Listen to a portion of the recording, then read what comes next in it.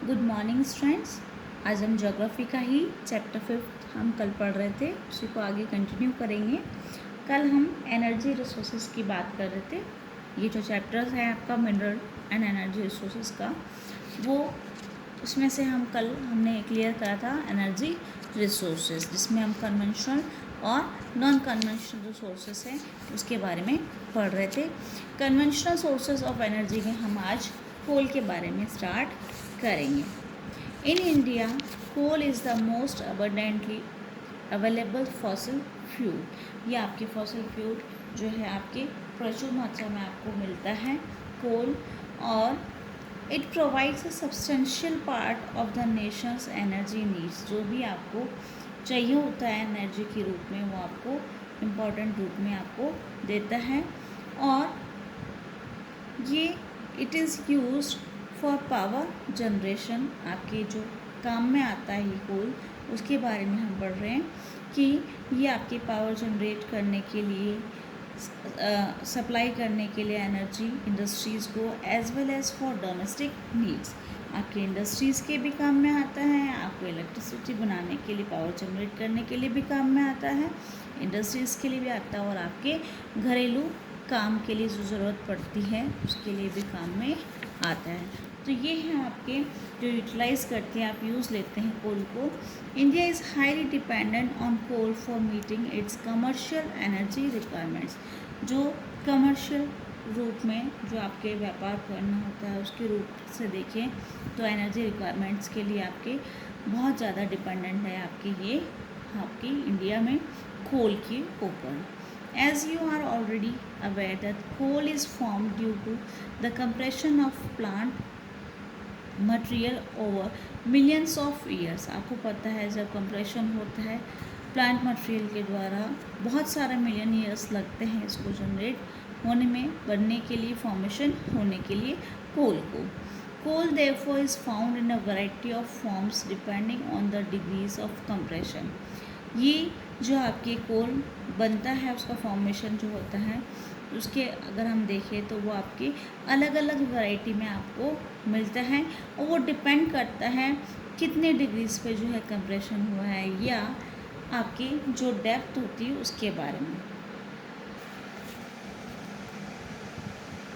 ये जो कंप्रेशन की डिग्रीज होती है उस पर डिपेंड करता है, and the depth and time of burial. जो आपके जब बरिड होता है ये उस समय कितनी डेप्थ पे और कितने टाइम पीरियड पहले, उसके ऊपर डिपेंड करता है। Decaying plants in swamps produce पीट। ये जो आपके जो क्षय होता है आपके प्लांट्स का स्वैम्स में दलदल के रूप में जो आपके होता है उसमें आपके ये प्रोड्यूस करते हैं, जो दलदल के रूप में जो होता है वो प्रोड्यूस होता है आपके पीट जो आपके एक लेयर ऑफ सॉइल होती है दलदल के ऊपर, दलदल से आपके प्रोड्यूस होती है।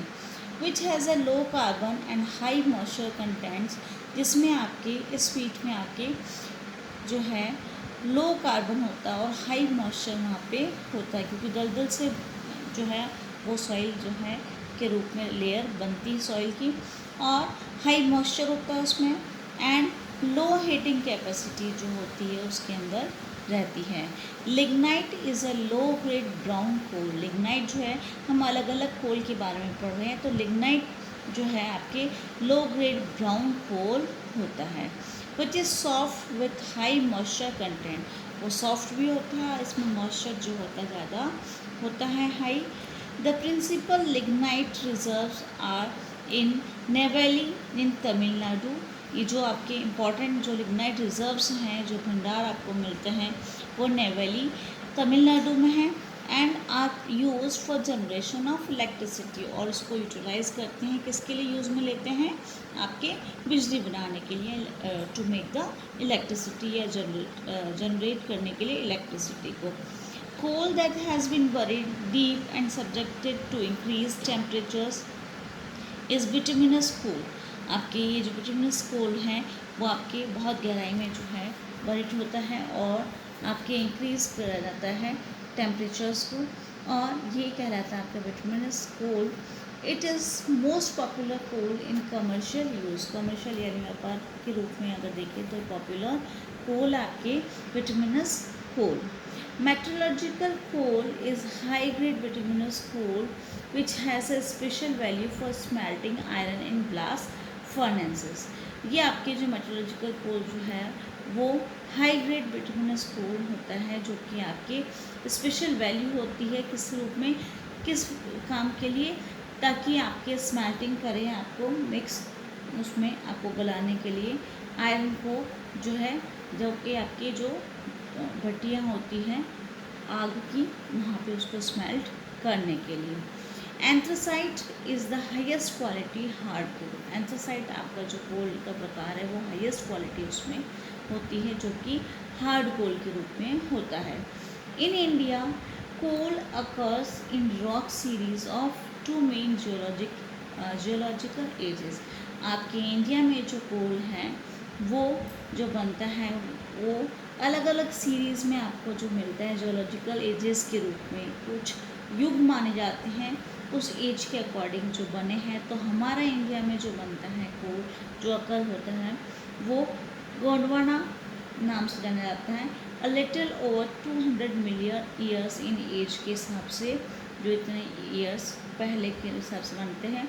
And in tertiary deposits which are only about 55 million years old. और टर्शियरी में देखें तो डिपॉजिट्स मिलियन ईयर्स के रूप में देखेंगे तो 55 मिलियन ईयर्स ओल्ड माना जाता है। नेक्स्ट है आपके the major resources of Gondwana coal which are metallurgical coal, जो कि गोंडवाना जो कोल के रूप में है वो जो कि आपके मेटलर्जिकल कोल है, जो लोकेट है आपके दामोदर वैली वेस्ट बंगाल झारखंड में लोकेट है। Jharia, Raniganj, Bokaro are important coal fields. ये आपकी इम्पॉर्टेंट कोल फील्ड्स है, जो कि हम अभी मैप में पढ़ेंगे आगे अलग अलग कोल फील्ड्स कहाँ कहाँ पे हैं। The Godavari, Mahanadi, Son and Wardha valleys also contain coal deposits. यहाँ पे भी जो है आपके ये जो वैलीज है वर्धा वैली और आपकी जो ये नदियाँ जो गोदावरी, महानदी, सोन है, वहाँ पे भी आपके कोल डिपॉजिट्स आपको मिलते हैं। Tertiary coals occur in the north eastern states of Meghalaya, Assam, Arunachal Pradesh and Nagaland. यहाँ पे भी आपको जो है टर्शियरी कोल मिलता है। Remember coal is a bulky material which loses weight on the use as it is reduce to ash. आपको पता है ये बहुत भारी मात्रा में, बहुत बड़ी मात्रा में आपको मटेरियल मिलता है, विच जो कि आपके वेट लूज़ हो जाता है, उसका भारी होता है ये, तो जब वो जलता है तो वो ऐश के रूप में आपको मिलता है, रिड्यूस हो जाता है, कम हो जाता है वो। Hence heavy industries and thermal power stations are located on और नियर द कोल फील्ड। चूँकि ये हैवी रहता है उस हिसाब से ये आपकी हैवी इंडस्ट्रीज़ और थर्मल पावर स्टेशंस जो होते हैं, जो जनरेट करते हैं, तो वो वहाँ पे लोकेट होते हैं, जो कि जहाँ पे कोल फील्ड्स होती है उसके पास ही आपकी हैवी इंडस्ट्रीज़ या थर्मल पावर प्लांट्स या स्टेशंस जो है इन कोल फील्ड्स के पास में ही लोकेट होते हैं। अब हम मैप में देखेंगे कहाँ कहाँ पे ये है। ये मैप आपके दिया गया है जिसमें आपके डिस्ट्रीब्यूशन दे रखा है कोल, ऑयल एंड नेचुरल गैस का, ठीक है। तो ये इम्पॉर्टेंट है आपके इसमें सेंटर्स हज़ीरा, अंकलेश्वर, अंता, बोकारो, झरिया, रानीगंज, ठीक है। और नीचे आपके जो दे रखा है नेवेली, ये भी आपके लिए इम्पॉर्टेंट है, एग्ज़ाम में जो लोकेट करने के लिए आते हैं।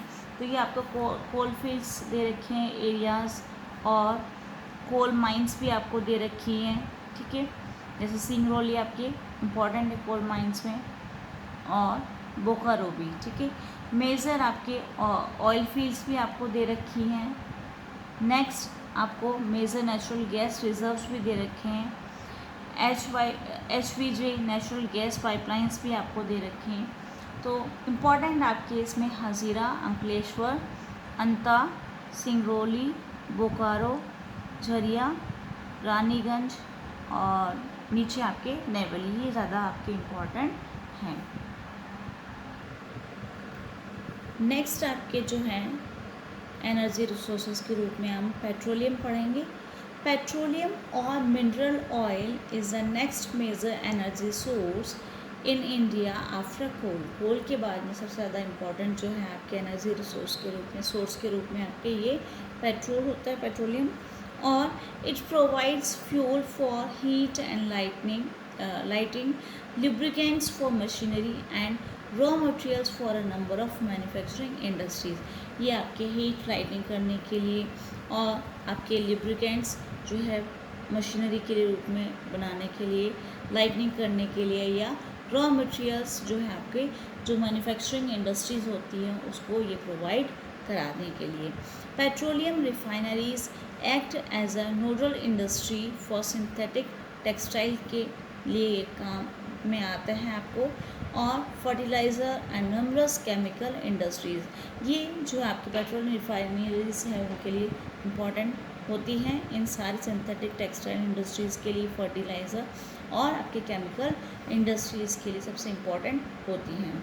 नेक्स्ट आपके most of the petroleum occurrences in India are associated with anticlines and fault traps in the rock formations of the tertiary as.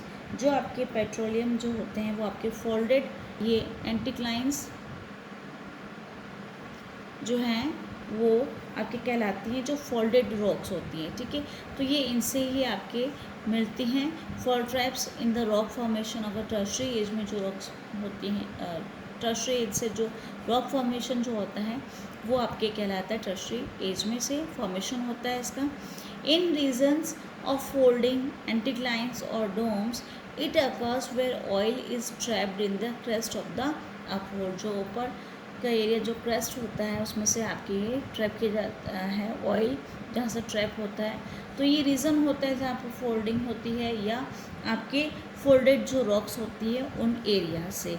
The oil bearing layer is a porous limestone और sandstone through which oil में flow. ये आपके जो layer होती है जहाँ पे porous limestone होता है या सैंडस्टोन होता है जिससे कि आपके ऑयल फ्लो हो सकता है।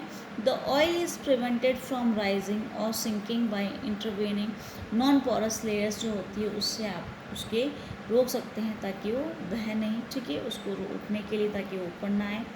Petroleum is also found in fault traps between porous and non porous rocks में भी आपको ये मिलता है। Gas being lighter usually occurs about the oil. Oil से पहले जो है आपके लाइट रूप में आपको जो है गैस आपको मिलती है। तो यहाँ पे आपको पेट्रोलियम से जो ऊपरी एरिया है वहाँ मिलने से पहले आपकी गैस भी मिलती है। About 63% of India's petroleum production is from Bombay high. आपको पता है, आपने छोटी क्लासेस भी पढ़ा है, मुंबई हाई या बॉम्बे हाई को 63% जो है पेट्रोलियम प्रोडक्शन जो आपके मुंबई हाई से होता है। 18% जो आपके गुजरात से और 16% आपके असम से होता है। From the map locate the 3 major offshore fields of western India. आपको लोकेट करने के लिए आते हैं मैप में, हम पढ़ेंगे इसमें। ऑयल फील्ड्स जो आपको दे रखी है उसमें हम देखेंगे, हमने पीछे भी देखा था। अंकलेश्वर जो है आपके इम्पॉर्टेंट मोस्ट इम्पॉर्टेंट फील्ड है आपके गुजरात का। Assam is the oldest oil producing state of India. Digboi, Naharkatiya and Moran, Hugrijan are the important oil fields in the state. हमने अभी पीछे मैप में देखा था, ये अंकलेश्वर वगैरह ये आपको लोकेट करने के लिए होते हैं जो कि आपके ऑयल फील्ड्स मेजर हैं आपके इंडिया के। नेक्स्ट आपके आता है नेचुरल गैस। नेचुरल गैस जो है आपके लिए एक इम्पॉर्टेंट जो है सोर्स के रूप में है, इम्पॉर्टेंट है आपके clean energy resource found in association with और विदाउट पेट्रोलियम। या तो पेट्रोलियम के साथ या बिना पेट्रोलियम के भी आपको मिल सकता है। It is used as a source of energy as well as an industrial raw material in the petrochemical industry.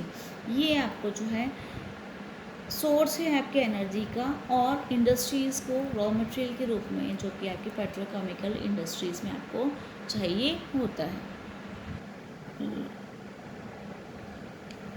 Natural gas is considered an environment friendly fuel because of low carbon dioxide emission and is therefore the fuel for the present century। आपको पता है natural gas है जिससे आपकी जो है pollution ना नहीं होता है और ये इसमें जो लो कार्बन डाइऑक्साइड जो एमिशन होता है, और ये इको फ्रेंडली भी है एनवायरनमेंट के लिए, जो ज़्यादा पोल्यूशन नहीं होता है इससे, और ये आपके लो कार्बन डाइऑक्साइड एमिशन होता है इससे, और ये आपके फ्यूल है आपके प्रेजेंट जो सेंचुरी है उसके लिए। लार्ज रिजर्व्स जो है आपकी नेचुरल गैस के वो आपको मिले हैं। The gas have been discovered in the Krishna Godavari basin में ये डिस्कवरी इसकी हुई है। Along the west coast, the reserves of the Mumbai High and allied fields are supplemented by finds in the Gulf of Cambay में जो और खोज हुई है इसकी, उससे आपके जो है ये और सप्लीमेंट के रूप में ये फाइंडिंग्स हुई हैं। Andaman and Nicobar islands are also important areas having large reserves of natural gas.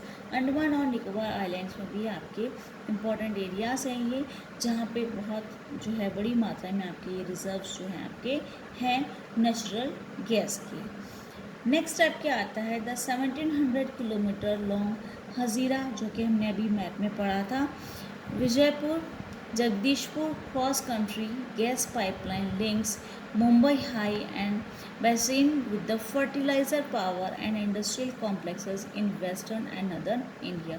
ये आपकी पाइपलाइंस जो है लिंक करता है आपके मुंबई हाई से लेकर के आपके फर्टिलाइजर पावर और इंडस्ट्रियल जो कॉम्प्लेक्स आपके वेस्ट और नदर्न इंडिया में। तो ये इतने किलोमीटर जो लॉन्ग एरिया है ये आपके इससे पाइपलाइंस के थ्रू ये कवर होता है नेचुरल गैस का। This artery has provided an impetus to India's gas production. ये जो आपके है आर्टरी का मतलब यहाँ से आपके जलथल मार्ग जो होता है, जो रास्ता है आपको प्रोवाइड कराता है, और एक इम्पीचस टू इंडियाज़ गैस प्रोडक्शन के लिए आपको ये प्रोत्साहन देता है। तो ये आपको रास्ता देता है, ये अवेलेबल कराता है ताकि वहाँ पे उस मार्ग तक पहुँचाने के लिए, और आपको ये मार्ग जो है आपको ये प्रोत्साहन करता है, ये आपको प्रेरणा देता है। The power and fertiliser industries are the key users of natural gas. जो पावर जनरेट करती हैं या फर्टिलाइज़र्स जो इंडस्ट्रीज़ होती हैं वो आपके ज़्यादातर इसी को यूटिलाइज़ करते हैं नेचुरल गैस को। ज़्यादातर ये इंडस्ट्रीज़ जो है फर्टिलाइज़र इंडस्ट्रीज़ या पावर जनरेट करने वाली जो इंडस्ट्रीज़ है वो इसको यूटिलाइज़ करती है। और CNG उसको भी हम पढ़ लेते हैं।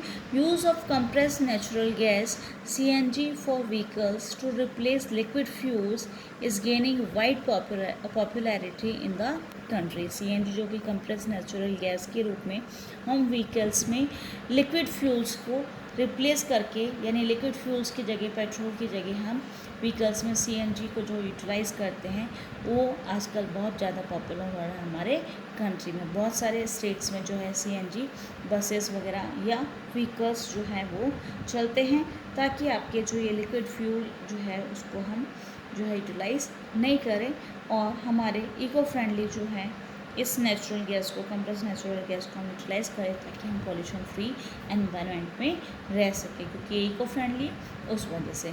आज हमने यहाँ तक कंप्लीट करा कोल और पेट्रोलियम। इसके भी नोट्स बना लीजिए, आप लोग लर्न करना शुरू कर दीजिए।